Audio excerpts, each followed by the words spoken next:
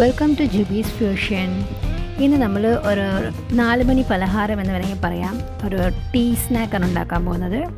നമ്മൾ ഗീ കേക്കാണ് ഉണ്ടാക്കാൻ പോകുന്നത്. അതിനാവശ്യമായത് ഗീ ഒരു 4 ടേബിൾ സ്പൂൺ, ഏകദേശം 1/4 കപ്പ് നെയ്യ്, പിന്നെ പഞ്ചസാര നമ്മൾ പൊടിക്കുന്നുണ്ട്. ഒരു 6 ടേബിൾ സ്പൂൺ പഞ്ചസാര പൊടിച്ച് വെച്ച്, ഒരു നുള്ളു ഉപ്പും കൂടെ ചേർത്ത് നമുക്ക് പഞ്ചസാര പൊടിച്ച് വയ്ക്കാം.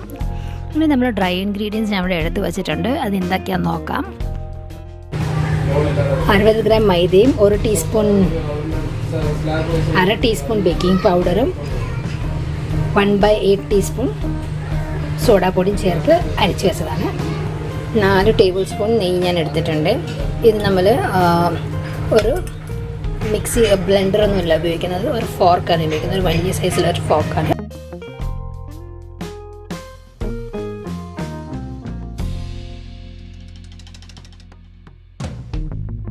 അടിച്ചെടുത്തിട്ടുണ്ട്, നല്ലതുപോലെ അടിച്ചെടുത്തിട്ടുണ്ടെങ്കിൽ നമുക്ക് ഇതിൻ്റെ കൂടെ പഞ്ചസാര പൊടി ചേർത്ത് അടിച്ചെടുക്കാം.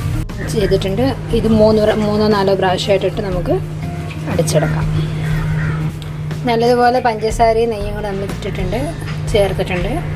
നമുക്ക് ഈ മിക്സിയിൽ തന്നെ മുട്ട പൊട്ടിച്ചൊഴിച്ചെടുക്കാം. ഞാൻ മിക്സിയിലിട്ട് അടിച്ചെടുക്കാം. മുട്ടയും ചേർത്ത് നമുക്ക് അടിച്ചു കൊടുക്കാം. 2 പ്രാവശ്യമായിട്ട് മുട്ട ചേർത്ത് അടിച്ചു കൊടുക്കാം. ഞാനിവിടെ കുക്കർ വെച്ചിട്ടുണ്ട്. ബേക്കിംഗ് ട്രേയിൽ നമുക്ക് ബട്ടർ പേപ്പർ ഇട്ട് വെക്കാം. നെയ്യ്, മുട്ടയും പഞ്ചസാരയും കൊണ്ട് അടിച്ച് വെച്ചിട്ടുണ്ട്. ഇനി മൈദ ചേർക്കേണ്ടതാണ്. പക്ഷേ മൈദ ചേർത്ത് നമുക്ക് കൊടുക്കാം. 3 പ്രാവശ്യം ചേർത്ത് കൊടുക്കാം. എന്നിട്ട് മിക്സ് ആയിട്ടുണ്ട്. ഇനി നമുക്ക് ബേക്കിംഗ് ട്രേയിൽ ഇത് ഒഴിച്ച് വെക്കാം. ഈ ഒരു കൺസിസ്റ്റൻസി മതിയാവും. 2 ടീസ്പൂൺ കൊക്കോ പൗഡർ, കുറച്ച് പാലും കൂടെ ചേർത്ത് നമ്മൾ ഈ കൊക്കോ പൊടി ഒന്ന് അലിയിച്ചെടുത്തിട്ടുണ്ട്. ഇനി നമുക്കിതൊന്ന് നമ്മുടെ ഈ ബാക്കി വെച്ചിരിക്കുന്ന കൂട്ടിലേക്ക് ഒഴിച്ചു കൊടുക്കാം.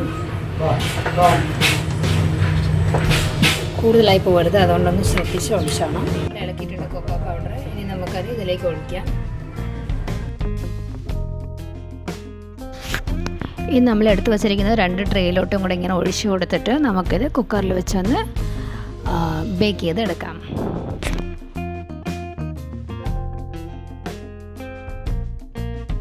നമ്മൾ ഒഴിച്ച് കഴിഞ്ഞിട്ടുണ്ട്. നമുക്കൊന്ന് നിരത്തി വരും.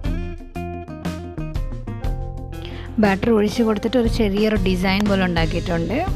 ഇനി നമുക്ക് കുക്കറിലോട്ട് വെച്ചിട്ട് നമുക്കൊന്ന് ബേക്ക് ചെയ്ത് എടുക്കാം. കേക്കിൻ്റെ മണം വരുമ്പോൾ നമുക്ക് തുറന്ന് നോക്കാം. ഇതായിട്ടുണ്ടെന്ന് തോന്നുന്നുണ്ട്.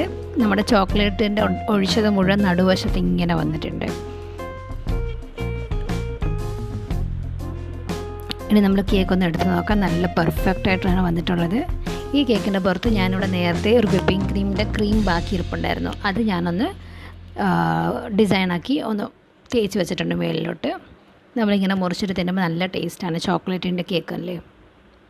ഇതുവരെ കണ്ടതിന് എല്ലാവർക്കും നന്ദിയുണ്ട്. ലൈക്ക് ചെയ്യുക, ഷെയർ ചെയ്യുക, സബ്സ്ക്രൈബ് ചെയ്യുക. പുതിയ ആൾക്കാരാണ്.